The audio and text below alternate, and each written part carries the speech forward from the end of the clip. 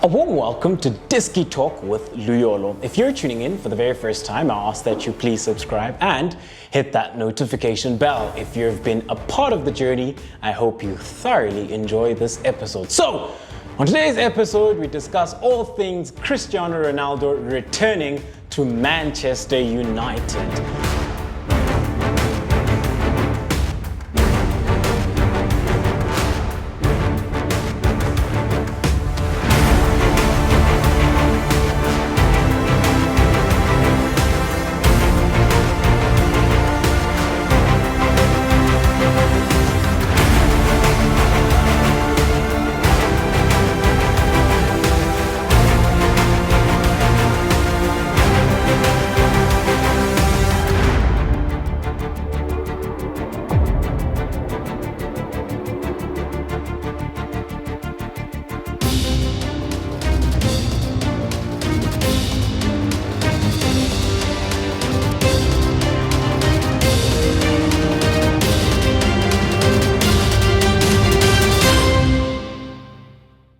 Yes, those are the big news that have broke in the past couple of 48 hours.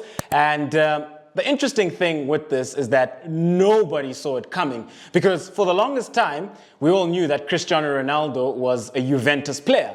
But what transpired in the past couple of days was that Juventus had a meeting with Cristiano Ronaldo and Jorge Mendes, who is Cristiano Ronaldo's agent, and they came to a consensus that they wouldn't be able to keep Cristiano Ronaldo on board, considering his wage structure. So when that happened, that's when Jorge Mendes started getting on the phone and started contacting some of the biggest clubs within the world and trying then obviously to get his client a new team. And for the longest time, within the pursuit of getting him a new team, it looked like Manchester City were the front runners to sign him, as Cristiano Ronaldo personally was really impressed with that project. And I mean, when we look at Cristiano Ronaldo, well, when most people in the footballing world look at Cristiano Ronaldo, they see a 36-year-old who's nearing the end of his career. But Cristiano Ronaldo doesn't see himself as that. He obviously sees himself as a high-level, top-notch athlete who can still compete at the highest level week in, week out. So when you look at the project that Manchester City are building with Guardiola at the helm, it is attractive and lucrative to any footballer in the world. And it would make so much sense because Manchester City compete on all fronts. B, they're always in contention to win multiple trophies each and every season. Obviously, Cristiano Ronaldo would love then to associate and align himself with that brand, especially considering that they've got top-class players. And I mean, always, when you as a player, you look at the position you play and you look at those who are supporting figures and how could they get the best out of you. And you look at a player like De Bruyne, for example. I think Cristiano Ronaldo would be, he was obviously looking at that and thinking, going into a team of De Bruyne, Grealish, Mahrez, and Gundogan, all these creative players, you know, these are players who they could assist so many goals that I could score. So that project then was most enticing to Ronaldo. However, as the story developed, the narrative came to a point where Manchester City weren't really interested in him anymore. And obviously the things that came up was, how does he fit in from a style perspective? How does he fit in from a cultural perspective? And the dressing room as well, because Manchester City aren't a club known to break the wage structure, you know. So they are a club that won't, yes, they've got lots of money and they'll sign lots of players, but they're not a club that give ridiculous amount of wages, you know, to a lot of players. You know, yes, there's your high earners, your De Bruynes, your Sterlings, and your Grealish, but they're not a team that is going to pay a footballer £500,000 a week. And that's more or less the demands when it comes to Cristiano Ronaldo. So from that perspective, it was not a fit. And then at the last minute, Manchester United swooped in and they've managed to get their man. So very excited as a Manchester United supporter because This is like the prodigal son returning back home. And if you consider the legend that he is at Manchester United and what he's done for Manchester United, and if you look at where the club is right now, there's obviously a feel-good energy around the club with regards to the players we've recently acquired in Rafael Varane, Jadon Sancho, and now Cristiano Ronaldo. It feels like a great window. However, to play devil's advocate on this one, I just want to throw caution out there and say, I don't think that as Manchester United fans, he should be looked at as the savior, as the guy who's going to deliver each and every single trophy. Because we do know that at Manchester United, there are still bigger issues at hand that need addressing. So, for example, the defensive midfield position. Still don't have a defensive midfielder. And if we have to be honest, Fred and McTominay aren't up to standard if you're trying to compete in the UEFA Champions League, if you're trying to win the Premier League as well. So there's many issues when you look at Manchester United, also from a structural perspective, when you look at the style of play. And how does Ole then put it together and have a well-refined system which would predicate for consistency when it comes to these players? You know, how does he put it together? You know, so there are issues that still need to be addressed. But it is a great signing, nonetheless, from a marketing perspective, cultural perspective, and dressing room perspective. Because what he brings to this Manchester United side, he brings a winning mentality, he brings experience, and he brings a demigod status, which is always important in football. It's this spiritual nuance that not a lot of people speak about. And whenever you do have that type of player on the field of play, anything and everything is possible. This is a player who can win you a game single-handedly. And when you look at then how he will fit into Manchester United, you know, a lot of people are definitely excited about this. And the goal-scoring pedigree, which is something Manchester United fans have been crying out. So we've spoken about the cultural perspective. We've spoken about the financial perspective. We've spoken about each and every single nuance that has to do with off the field. But now, let's go onto the field, because that's where we grew to love Ronaldo, on the field and what he does on the field.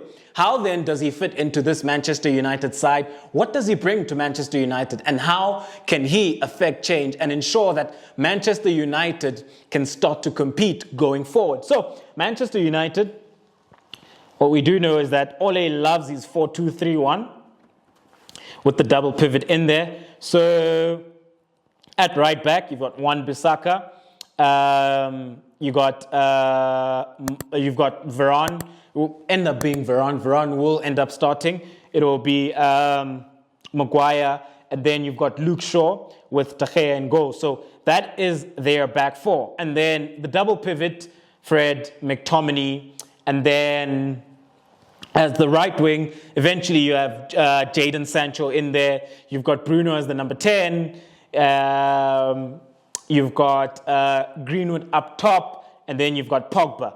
That's how they've been starting out, you know. So Pogba then would always then come in, and Luke Shaw would go. But how does Ronaldo then fit into this side? So I think Ronaldo slots in as a number 9 up front because, like I said, he brings that goal threat, and he's the player who potentially can give you 20-plus goals, which is very important in a title charge. Yes, with the exception that Manchester City have done it without an out-and-out number 9 who gave them those 20-plus goals. But that's because they're a phenomenal side. So going back then to Manchester United, I think then Cristiano Ronaldo goes up top. So I'll have a look at it from a perspective when everybody is fully fit. So Cristiano Ronaldo would go up top. So then how then would it work out? So like I mentioned, you've got the back four, you've got the double pivot. So then you've got Bruno in there, you've got Jadon Sancho, and then coming off the left, when everybody is fit, you'd most likely have Rashford. So when you look at that front three, it's got lots of pace, you know. And what I like about it is that it's also got final third penetration, box entries, and goal threat as well. These are players who can all score goals. And when you look at Cristiano Ronaldo then, I think it would sort of be perfect for him in a sense to shape up as the number 9, because then you've got Sancho who loves occupying the right side, and then this side you'd have Rashford or you'd have Greenwood coming off the left-hand side. So this position then would be perfect for him. In behind him, you've got Bruno Fernandes, who does the job in there. And basically you're looking at Cristiano Ronaldo occupying the box. He's not going to be that free, fluid winger that he was, when he was in his early 20s, when he used to start out wide and beat everybody, deliver crosses, or beat everyone, come in and take shots. But he would be more of a static number 9 who would look to occupy the box. But don't rule out the fact that he's also very good when it comes to his movement. So yes, he would be the box type of striker, but Ronaldo can also drop deep. When he drops deep, this is perfect for Fernandes, who likes to go in behind and occupy that space. So Ronaldo can also link up play very well. He's got this one-touch passing movement that he's very good at, where he pops the ball, he spins off, he makes a run. That's what he's also good at. So whenever he does come short, you find Fernandes can occupy zone 14. You find Rashford can come in behind, or Greenwood can come in behind. And on the right-hand side as well, if you find that he's peeled off into the right half space, which is vertical zone 4, you find that Sancho can always come in like that and look to contribute in on goal. So there's many ways in which Cristiano Ronaldo could be used from an offensive perspective. So he's not finished, because ever since he left Manchester United, from that year up until the previous season at Juventus, he's always given you 20-plus league goals without fail.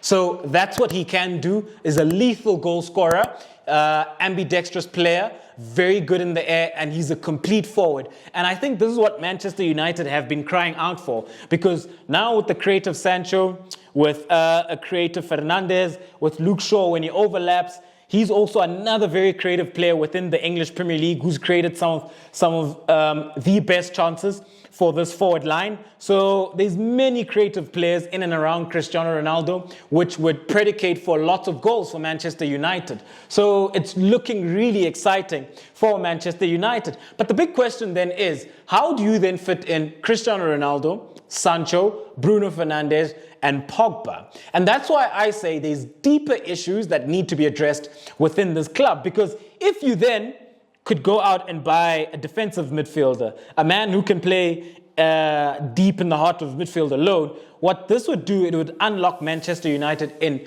ways that are so astronomical. Because then, if you went and got maybe, let's say, a Wilfred Ndidi or a Basuma from a Brighton, he would sit in there, and then you could have Pogba playing as an 8, Bruno playing as an 8, sometimes joining as a 10, Pogba sometimes coming in deeper. You'd have Sancho, you'd have Ronaldo, and then you'd have your Greenwood or Rashford.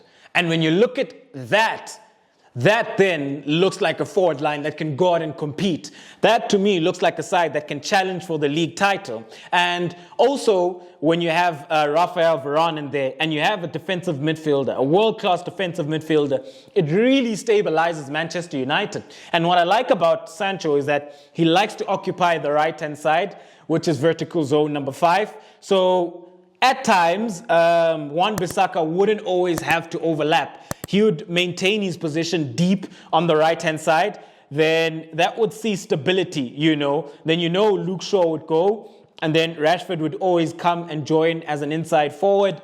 Then you'd have 2. So you'd always have that type of shape with Manchester United. There'd always be a great tactical and technical balance with regards to how do they bomb forward and how do they attack and how do they look to impose themselves. So that's how I see it fitting in. Otherwise, if they don't get that defensive midfielder, I just think that Ole continues to persist with the double pivot, and that's what has worked for him. You don't change what works for you, It would be absurd for him to change what has worked for him. And that double pivot has worked for him, which then would potentially see Pogba drop out, which would be really sad because you'd want to have Pogba in the side. And if he was then a manager who would take a bit more risks, because I spoke of Rafael Varane and what he gives Manchester United. Like I mentioned, he pushes them up the pitch, so he allows them to... He actually allows them to press the opponents, because this is what he gives you. He gives you that 10 to 15 progressive space, right, going forward. And in behind, he also gives you that cover because he's very quick, so he gives you that. So maybe then it could force Ole's hand to say, okay, I have to pick. It's either Fred or it's McTominay. If you go with McTominay, then Pogba has to come in, because if you're going to have Pogba playing out wide and then keep your double pivot and then leave Greenwood out, I just feel that it leaves you short when it comes to firepower up front. But if you can have Greenwood in there, have Pogba in there, and take more risks as a manager, which is something Ole doesn't really do, but I think it would predicate for a more consistent Manchester United. So then you could have Pogba, you could have Fernandes, and then you could have your McTominay or Fred sitting in there. And like I mentioned, you could have Wan-Bissaka there as well. But what would I do then with this Manchester United side from an offensive perspective? So to give you what I would do from a tactical standpoint to fit everybody in, because I think you can fit all these players in, what I would be looking to do as Manchester United, if I was the coach, I would go with a 4-3-3, which would transition into a 3-5-2 at times. So this is going based off who's fit currently. So this is what I would do. The back four stays the same, right? Sharp. And then in midfield, I'll go with McTominay over Fred. I just feel like from a defensive perspective, I feel like he's a bit better than a Fred. So I would go with McTominay as one pivot. And then you'd have Bruno as an 8, who's a hybrid, who's an 8/10. Pogba, who's an 8/box-to-box, so he goes deep as well. And then you've got Cristiano Ronaldo. I would have Sancho. And then on the left, I would have Greenwood. So in the opposition half, this is what it looked like. Sancho would keep the width for us because that's what he likes doing. Vertical zone 3 and zone 14 would be occupied by Cristiano Ronaldo. You'd have Greenwood coming as sort of the second striker. On the left-hand side, Luke Shaw would keep the width for us because he likes to bomb forward.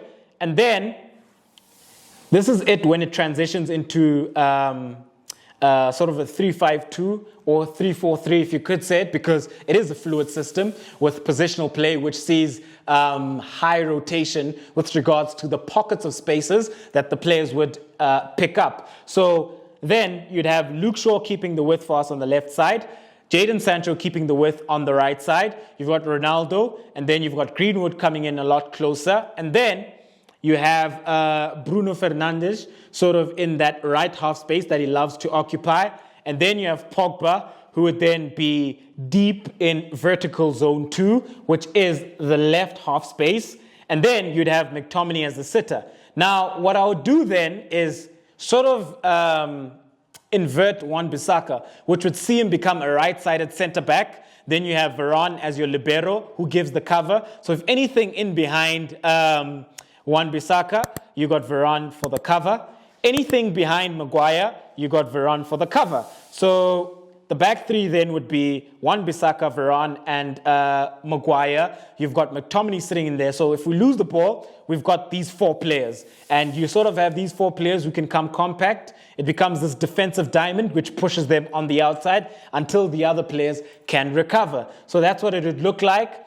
You've got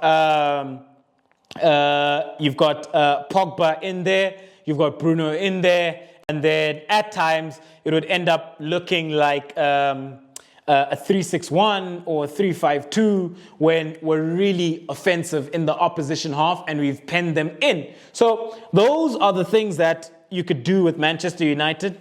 I believe that a couple of these quality signings they've made gives them great tactical versatility and adaptability. But the big question is, does Ole see it like that? I don't think so, because he's tactically safe and he's tactically inept. So, ladies and gentlemen, we've come to the end of yet another special episode of Disky Talk with Luyolo. I thoroughly enjoyed this episode, breaking down Cristiano Ronaldo's role within this Manchester United squad and what he can do. Thank you very much for tuning in and always supporting Disky Talk with Luyolo. See you! Cristiano Ronaldo! He's out of this